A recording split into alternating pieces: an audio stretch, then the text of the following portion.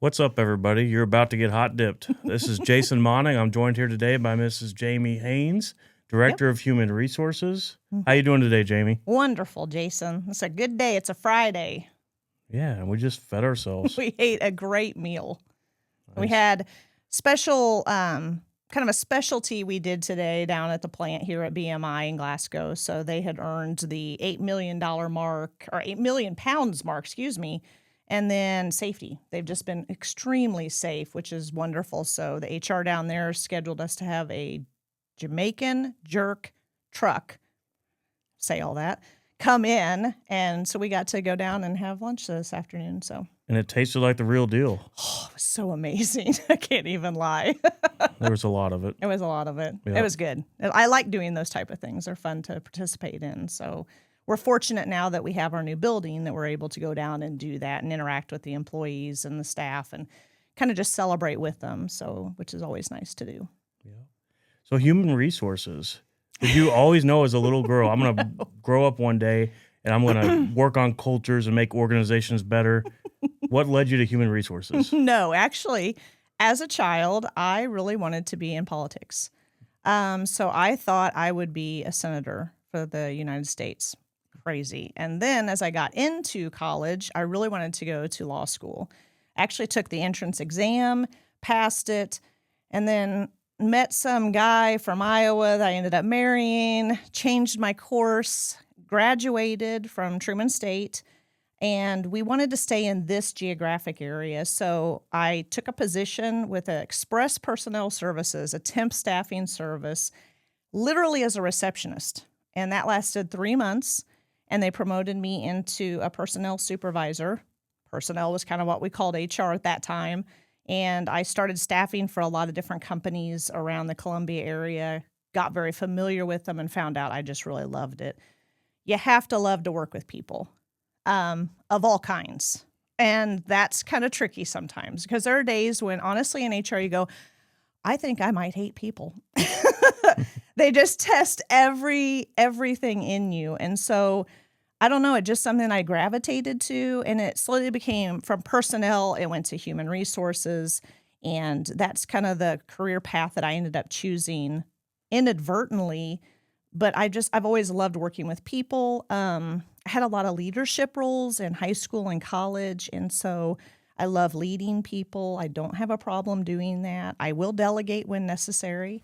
And I don't know, I just really have always enjoyed the career field. I actually have a niece, one person in my family, and she is also in human resources in Kansas. So I have one to choose from. How about that? So is she in human resources in part because of your experience in human resources? I don't know about that. We hang out a lot together, so we talk about some of our same experiences that we're going through, and she asks my opinion. You know, she's in her 20s, just starting out, so I don't really know if it was me or it's just the path that she ended up taking. We have very similar personalities, so I think that makes a big difference too. Clearly, human resources is a critical role in any organization, especially when you're trying to establish a culture that you're proud of, and like we are, and we're working on it every day. So what advice do you have for folks either in the field or working with folks in the field that are trying to build a culture they're proud of? So we have been very fortunate, first and foremost, to have owners that is a big focus. When we look at our hierarchy, that's the base, right? Safety, people, culture. And so when we look at that, we have to take care of our people, and you have to build a culture of that. So when I started here, we had some areas that we needed to improve on. And culture tended to be one of them. Some of people were very old school in their thinking, and they didn't want to be open to new possibilities. But I have a great HR staff who is wonderful about trying to build it from the ground up. Start it with recognizing people, making sure we treat people the right way, picking the right people for the positions. It starts there.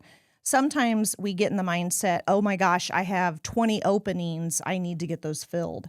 And so we take someone who has a pulse, and we don't really look at whether or not they're a good fit for the culture.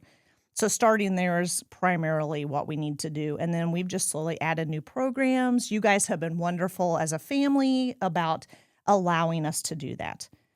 Celebrations, we do tons of celebrations. As Joseph had mentioned on one of the previous podcasts, Award Co.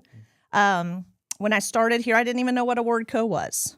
And you said, hey, we have this program. We're not doing much with it. What should we do?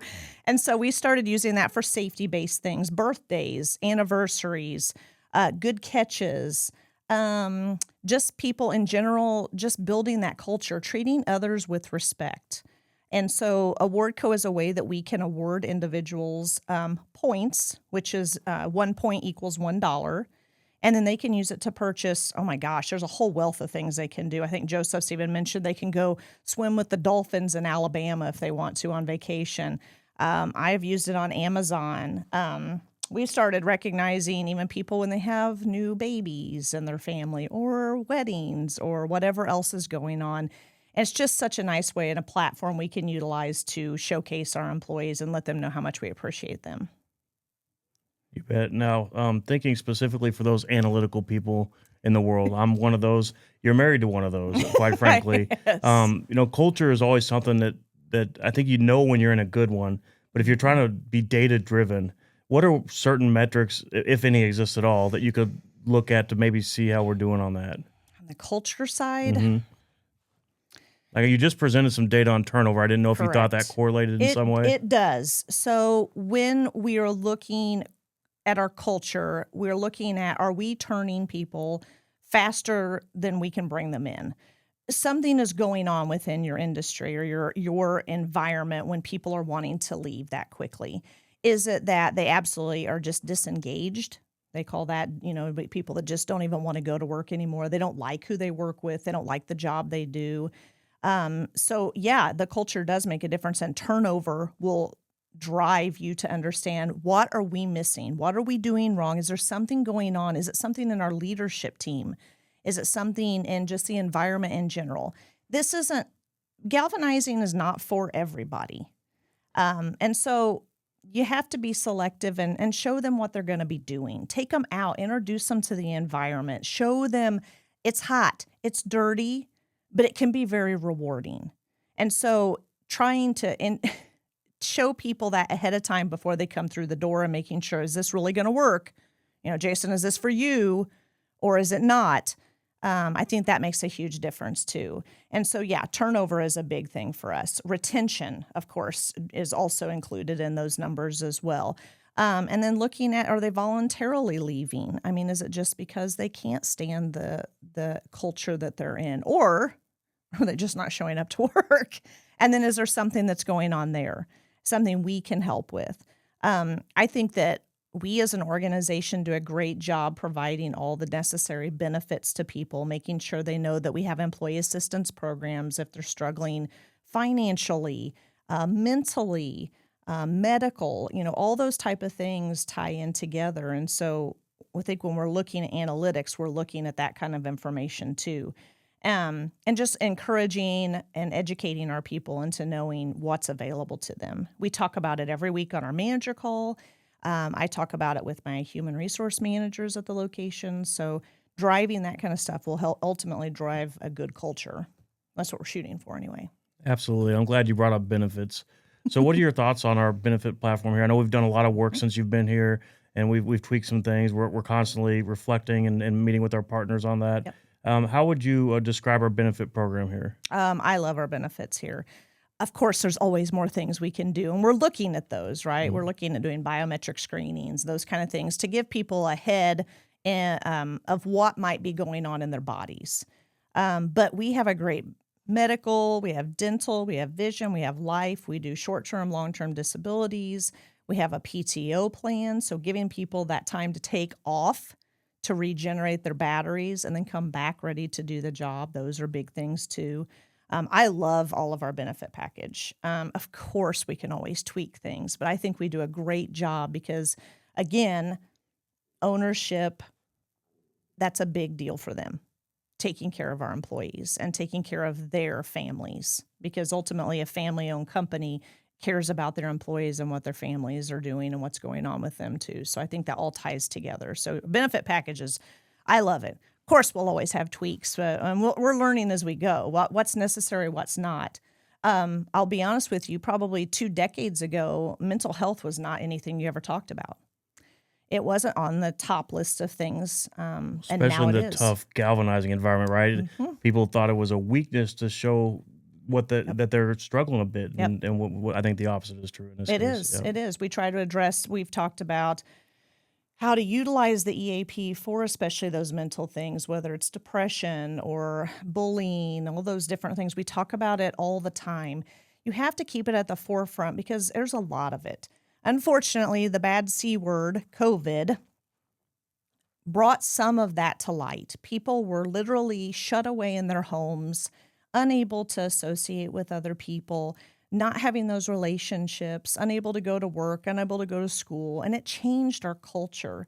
And so we had to take a shift away and really start focusing on those type of things too. You bet. Now, you mentioned a lot of great benefits. The one I want to bring up is I'm a freedom fighter for the 401k. I I think about the know. folks that work out Yes. here and how hard the job is. And we want everybody to retire with dignity and have that wonderful retirement. And if they're just counting on Social Security for that, I'm afraid many of them will be disappointed. What are your thoughts? I totally agree with you. I knew you were going to bring that up because 401k is such a big deal for you. And, Mhm. and it is. It should be. You know, we take a lot of time into making sure we're educating our employees on what's available to them. We do automatic enrollment into it because we want to force people towards learning. Oh, look, I had 4% come out of my check. I never even noticed it was gone. And then we're matching that on top of it. People cannot depend upon the government or others' Social Security to take care of them because we don't know what will be available by the time you and I retire. So we don't want people to depend upon that. We want them to retire not with just enough, but enough that they can really enjoy life. Get out if they want to go travel, if they want to go visit their families, if they want to go move, go somewhere completely different. We want them to be able to have that possibility. And if they don't invest in themselves, they're not going to. Also, company investing in them. So that is a huge deal. A lot of companies don't do the match like we do, don't do the increase automatically like we do. And so I think that makes a big difference too. So as we continue to our hopefully as we continue to grow, we'll continue to grow that piece of it too, because I know that's been a big deal since I've been here. You made it a big deal. So I like that. You bet. So, over the years, I think we've made all the mistakes as an ownership group, as a management group. I shouldn't say that because there's more to make, I'm sure. But very much at times a turnaround effort for our culture. And what advice do you have maybe for other professionals that are staring similar situations?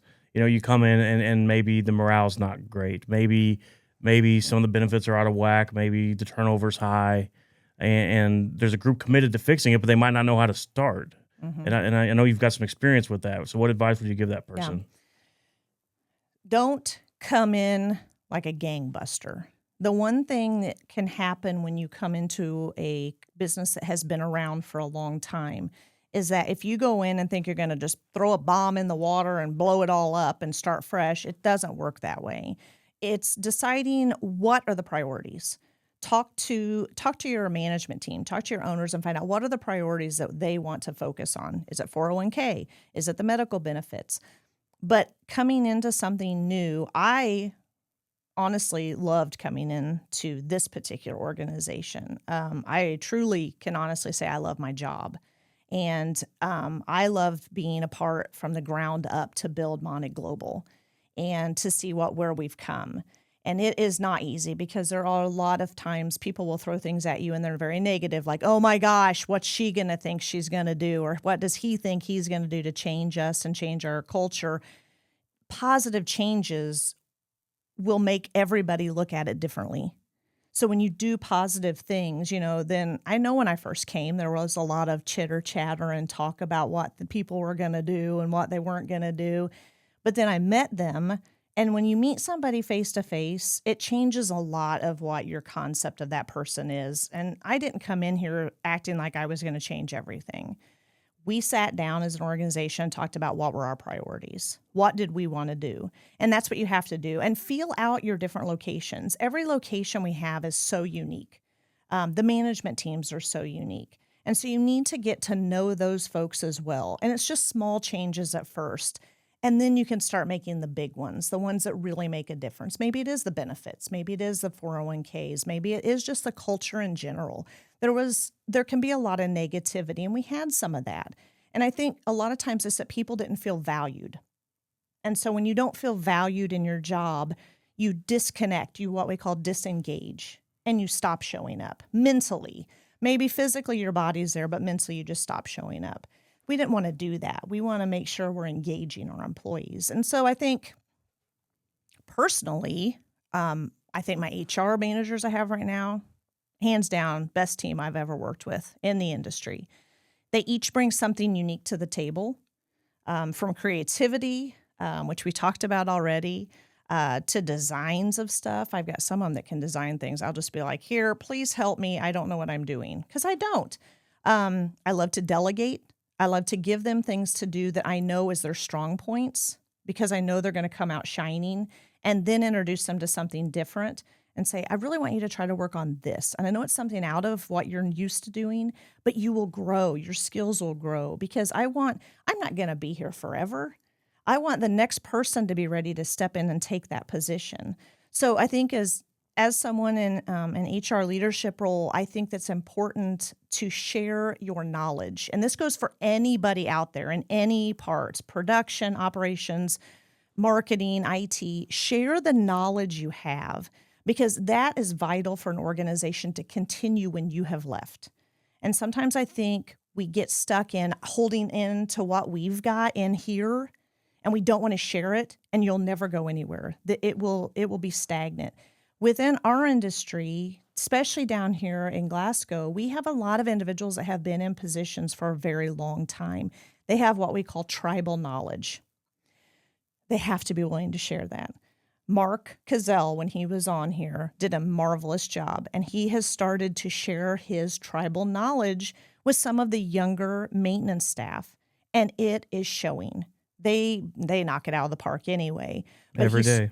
he's starting to bring in younger guys, and he's training them. And I know he had a shout out to one of them, Sam Overturf, one of the newer ones. And I couldn't have been prouder of Mark for saying that, because Sam is a young guy who came into our organization who I hope will eventually maybe take Mark's spot whenever he's ready to retire. That's right. And you started at a time when literally I think the waters were receding from a flood not long after that. Yes. And so there was a physical recovery in the plant, as well as all the things we're talking about with the culture. And this building we're sitting in was nothing more than a concept. Can you maybe talk about, I felt like for a minute we were like a Google startup type company or something working out of a garage, but can you maybe describe that evolution? Yes. So, of course, our interviewing process, when just you and I interviewing, was probably very, I don't even know, uncharacteristic of what a traditional interview is. And so you shared everything with me. I came into it. We worked from your home office for a very long time. And the concept of building Monnig Global, this building, was literally that, just a concept. And we built it from the ground up. I really like to think that, Jason, because I think we started bringing in the right key components, the safety, the marketing and IT, the operations, and it's all just grown from the ground up. And it's really, for me, it's super exciting to see the group that we have. I just love working with all of them. We were not able to, during those times before a building, we weren't able to actually engage much together. We lacked, we were very disconnected, right? Some of us were here, some of us were here, some were in the basement, some were in other buildings, all throughout the town, and we weren't able to actually get together. Now it's so nice. If I have a question, I can run across and ask Ryan, or run down the hall and ask Ed. It's so nice to have that connection that we have now, but it was also super exciting to help to be a part of that. I have never had something like that happen, and I absolutely loved it. You were a visionary. I still call you a visionary. When we first spoke, I was not looking for a job per se, but I hated having to drive as far as I was driving. And this was literally 15 minutes away. And your vision of what you saw this business becoming is what drew me in. And I was like, those are the people I want to work for. I I want to be a part of something awesome. And I feel like that's exactly what I've gotten from here. It's just been a real blessing for me anyway, and for my family too. So I'm grateful for the opportunity. Well, the feeling is mutual, and you've been a big part of the reason why we've had so much tremendous success. We've got so much more to there's so much more to work on, and we're going to, and it's never ending. If you think you're done improving, it's time to find something else to do. Exactly. But just to borrow or steal a term I learned from the Keonios or Business Owners International, our biggest fear and our biggest opportunity was trying to cross that bridge between being a family owned and run business to being more professionally managed, but doing so without losing our heart and soul. So I feel like we've made good progress. But what are your thoughts? I do too. I have worked for the corporation world, and the corporate world is so different. You've done it too. You lose the human factor when you do that. You're dictating what's going to happen. You don't care what the outcome is for the person clear down the line. A family-owned business is so much more engaging. I feel like we've done a good job maintaining the family aspect, but be more professional how we handle things. We have the right tools and the right people in places we need them to be right now. And so I think we're just going to continue to flourish, which is happening. We've seen it in the numbers. We see it in our people, the things that we're able to do, the celebrations we're able to have.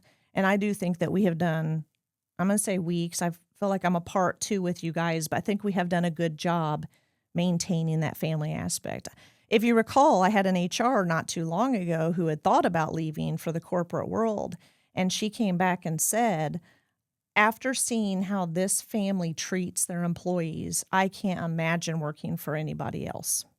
So I think that said a lot. And that's not an individual that's even in the state. Well, we're doing something right if people are saying that, and we haven't always. We make a lot of mistakes, and most of the time people are gracious and they're forgiving, and we work through it. But you said something important. And that's talking about how you treat your people, and I think to be a true family business, you have to see each other as family, 100%, lock, stop. We've had many occasions like this, but we had a recent person that was struggling, going through some health issues, and there was never a question, but we need to do everything we could to be there for him. And it was something you helped with. Yeah. Well, it was important for all of us. That was unfortunate. However, they came out of it and a better person, and even came to visit, which was even better, and got to thank you guys personally as a family for helping during the time whenever we weren't sure if that individual was even going to survive. So that was kudos right there. That solidified everything for most of us, and all of us in the HR field felt that was it. That was the moment when we were like, this is why we work for the family that we work for. This is why we work for the company we work for. So I think that's kudos to the family and to you guys, because everything you have done for that person, it was shown and mirrored to everybody else. We put a lot of faith in God too, and Yes, He did His thing. Yes, that's exactly right. And that person said it too. It was a God thing. It was not anybody else. It was a God thing. So, yep, I 100% agree. What about the challenges inherent with operating an entity like ours, where we have multiple locations spread throughout multiple states? We're always considering our next growth move, acquisitions, build new, growing the trucking company. We got people everywhere. Yeah. So it's one thing to take one plant or one location and build a culture. Can you talk about the differences in one location and many locations?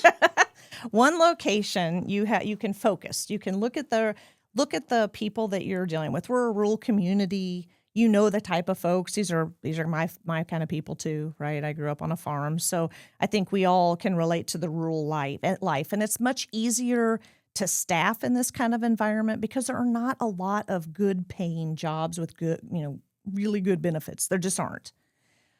Then you spread it out, and now you've brought in some different states. So now you're talking about there's a lot of legal issues that go on with different states. They all have different different tax bases. They have a whole lot of different things going on. And then you talk about different cultures. We've incorporated another different culture into our livelihood. And then you talk about just looking at the area too, the geographic area. It's harder if it's not a rural area to staff because you're fighting, for instance, St. Louis area. It's much more difficult to staff in those areas, and the clientele and type of folks you're dealing with are significantly different. They're not your farm guys and gals. It's city guys and gals, and it's just a different upbringing and a different culture altogether. We've had to make a lot of changes. As our culture changed, we also made changes, especially in the realm of HR. We had to find a couple that were bilingual so that we could communicate effectively with all of our personnel. And so that was a huge change too. I had never contended with that before. And so that was new. We've cycled through different management styles, different managers, but right now what we have seems to be cohesive and seems to be working really well. But it's a challenge. I mean, we try to travel. I try to travel quarterly to every location. I know, should this move into the area you're looking at, if we had 30 or 40 different areas, I can't do that. It's just not feasible. I'd be traveling every day, and that's not good use of my time either. So I think as we continue to grow, we'll just slowly reshape the way we do things. That's right, constantly reinventing ourselves. Absolutely. It'd get boring if we did the same thing every single day. Incredibly boring. Now, so we're always fighting in manufacturing, especially. It's always about standardization, right? We got to set these standards and we have to meet these standards. But at the same time, you said something important. Every location has its own unique culture too. So that is a challenge, right? I mean, striking that balance between standardization, yet being respectful and mindful of the specific folks you're dealing with at each location. Yeah. So when we came together and we decided we wanted to have one handbook. So we wanted to have policies and procedures that were universal for every location, not you run your way, you run your way. We needed to standardize that piece of it. Now, we've had to do that in multiple languages. So that was something new. And then the way we communicate that, because different cultures believe different things. I mean, we have a huge Spanish culture, and our Hispanic culture, they're workers. Like, you can't give them enough overtime. I mean, they will work every day and every hour that you'll let them. So that was different. We had to kind of dial it back a little bit on them. So we have had to take what we had in place, a standardization, and then we've had to kind of take a look at the area too. I mean, there are times it's not black and white. HR has never been black and white. It seems easy for people to say that, but we live in a lot of gray. And so there are times when we have to take a look at what's happening, what the circumstances are, and then maybe kind of tweak what we have going on. And we've had some different iterations too across the last almost 4 years I've been here. So. Oh, you bet we have. Yeah. So let's pivot for a moment. Talking with Jamie Haines here, Director of Human Resources at Monnig Global. Tell me about your family. So my husband and I are empty nesters right now. We have twins that are 22. So our daughter is an RN in Boone Hospital. So she's working night shift right now, living on her own in Columbia. Our son is an engineering student at Mizzou, and he is actually getting ready to get married in June. I can't believe that. And graduating in December. So I'm not sure where life will take him, but we shall see. My husband is running 2 full-time jobs right now. So he's basically still teaching full-time. He's a high school math teacher. And then on the flip side, there's a partial owner of a track timing company. Fast Timing for any digs out there. And this is the track time of year, isn't it? This is the track time of year. So I don't see him. I really don't see him during the week. He gets home around, 11:30 some nights and starts the whole thing all over again. Luckily, it's a short time. But I mean, it's hard. It's hard on him as we get older, but he's close to retirement. He only has one more year to teach, and that dirty dog can retire. So It's hard to believe. I can't believe it. It's been that many years that he's taught. Yeah, it's a long time. But he'll probably increase the business then more. He'll be able to do more track events, probably get into more cross country, which is in the fall. Because I'm not the only one in this household that's going to be working. Somebody else needs to be working too. What are the differences in watching one of your children play a college sport as Oh opposed to a my high gosh. school sport? It's completely different. I miss it right now. So Brienne, ran track at Hannibal for 3 years, and I miss not going to track meets to watch her run. And I guess it's maybe the competitive piece of it that I love. And she was really good. I mean, she got better every single year, which is really hard to do for female athletes. Traditionally, they top out in high school because, unfortunately, as women, our bodies start to change and shift. But she actually got better. She got faster. She got stronger. She got in better shape. Now she's not sprinting, but she runs about 3 to 5 miles almost every day just to keep her body in shape. She can't give that part up, even though her knees are hurting. She says, I just can't stop. But as a parent, it's awesome to see your child succeed. It helped her to pay for her education. I mean, that's why she did it, so that she could get her nursing degree. But I miss it. So I'm excited to go to a track meet tomorrow and help out. Absolutely. But you do. I mean, it happens so fast, Jason. My son did track. He did football. She did softball, track, and cheer. Had a scholarship to do softball and track. Opted to do track, which was odd. We'd traveled for softball since she was like in 6th grade. Thought that would be the path we'd take. It wasn't. I actually preferred this one because she had indoor season, which was amazing. But it happened so quickly and it's over. I still think I remember, and as a parent, you can remember every moment of your child. Like you remember when they were still a baby. And then you look at them and you're like, how can you be an adult and be 22 years old? And it's just over in a blink of an eye. And I now understand what my parents had always said. They always say, you're still my baby. That will never change. You're just a little bit bigger baby, which sounds really bad, but it's true. Now, I think your family has spent a lot of time camping, right? Oh, Into yeah. that subculture, which I think is phenomenal. Yes.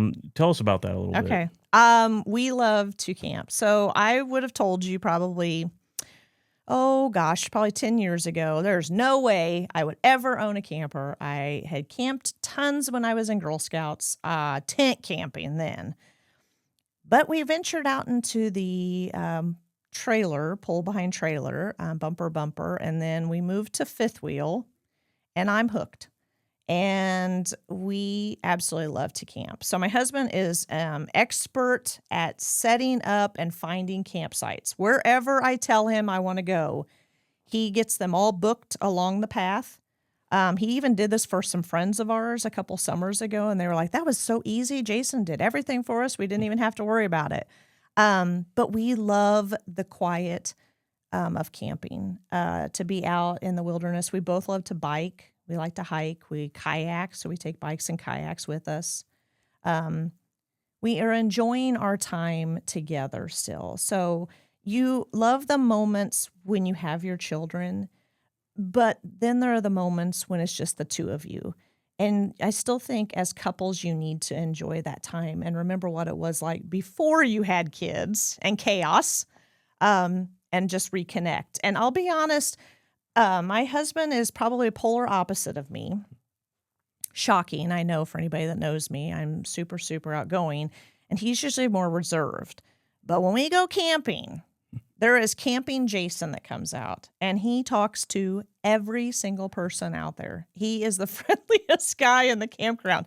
And that's when I want to draw back in, and I just want to sit around a fire, or I just want to sit in a hammock, and I want to read, and I want peace, and I want quiet. So it's unique to see the different sides of each of us as we do it. But I love to camp. This summer is going to be Mount Rushmore, which I have never been Wow. to. So we're going there for the 4th of July. It's a great time to be there. I know, for the 250th anniversary of the U.S. too. So yeah, I had to put in for a lottery to hopefully get tickets to even get in. So this is a very unusual thing, but yeah, we love to camp. Well, clearly opposites do attract in some cases, but I think that you might have more in common than you might think. I'd like to say that as a teacher, he's a great teacher, by the way. He's taught some of my kids. That he has some similarities to what you do. I don't think you could do your job without the spirit of a teacher, the spirit of a coach, just like him. Do you agree with that? Or I do. Actually, Jason, that's a really good way to put that because I do a lot of training, and it is actually a part I really do enjoy. I don't have a problem being up in front of people and talking, and even if I have to come up with it on the spur of the moment. And I love to teach people, to teach them new ways of doing things, new ways of thinking. Even if some of ours is more standardized, like sexual harassment or discrimination training, those mandatory trainings, I still enjoy it. I'm lucky enough that some of the programs that we are currently working on, like the Train the Trainer, I'm getting to do those again, which I haven't done for a few years.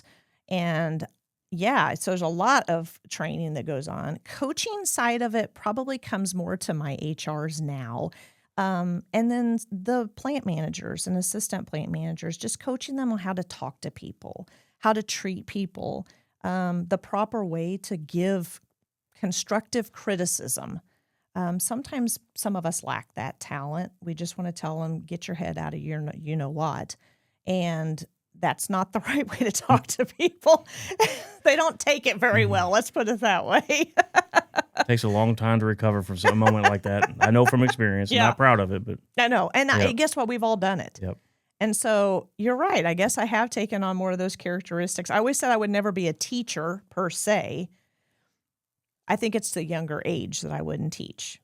But I'm still a teacher in the sense that I still love to do training classes. I love to teach even my HRs about some of the different policies or different laws that are out there and make sure that they understand because they're all still younger than I am. And so I have something to teach them and they're all very open to learning. And I just, again, cannot say enough about just the folks that I work with on a daily basis. That's awesome. Yeah. Now, I've always thought that in order to be successful professionally, at one point or other in your career, you have to be mentored and you have to be a mentor. Do you agree with that, first of all? And if so, are there any special mentors in your life that you'd like to give a shout out to? And Yes. Yeah. Actually, Jerome Rader. Jerome was, when I was at MBS Textbook Exchange, this is very early on. I mean, this is before I even had children. He was the HR manager for MBS. He's since retired. He probably never even realized that he was my mentor. However, anytime I took a new position, I always reached out to him and just said, do you think this is the right move for me professionally? I did not have to do that with this position because I knew he was already retired and I wasn't going to bother him. But he was always so calm and cool. He never spoke out of anger or frustration.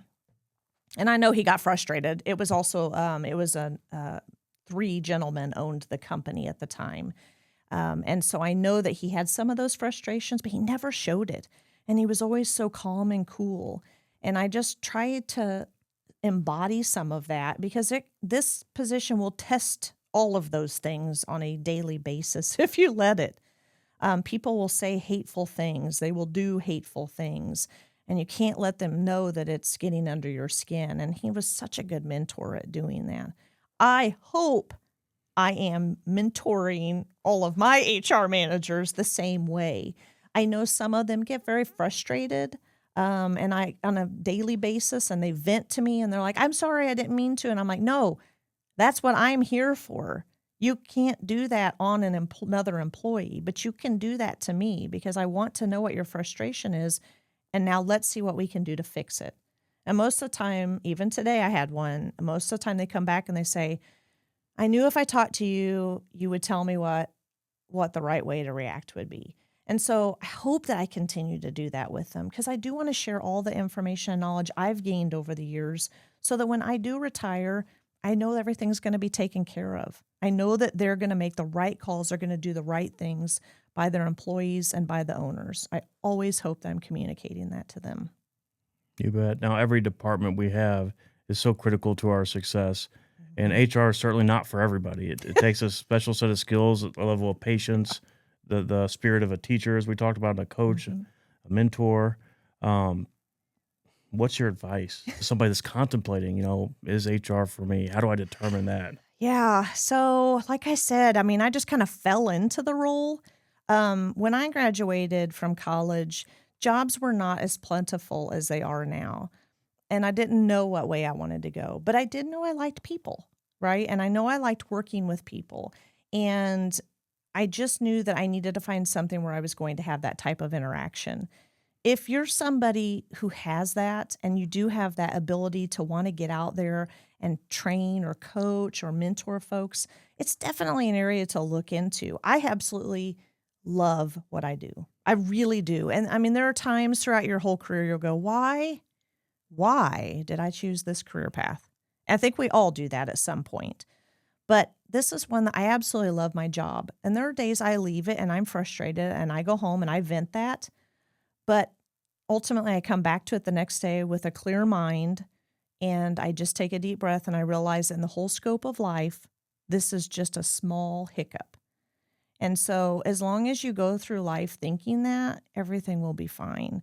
So, you got to like people though, and you got to understand a little bit about the law. So, like I said, when I wanted to go into being an attorney, this kind of fits that mark because we deal with so many acronyms of different laws. I'm getting a piece of that as well as getting to do what I love every day, which is give people jobs, give people opportunities to make their lives better, to help grow a business, to learn more about the business and what galvanizing is, because it's a really cool business to get into.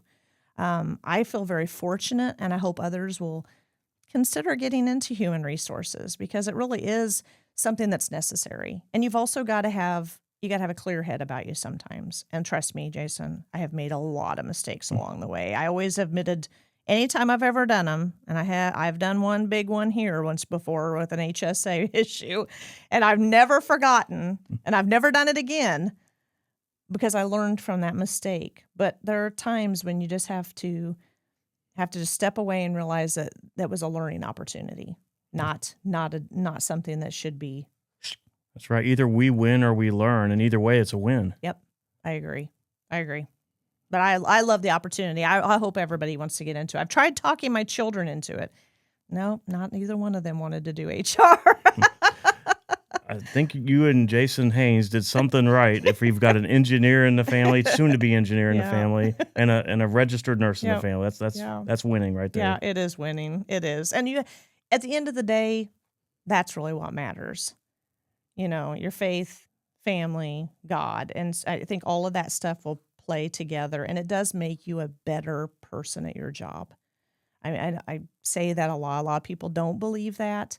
And I'm a unique HR. I always get told that, like, you can't be in human resources. You just talk like a normal person. Well, that's really all we are, is just normal people.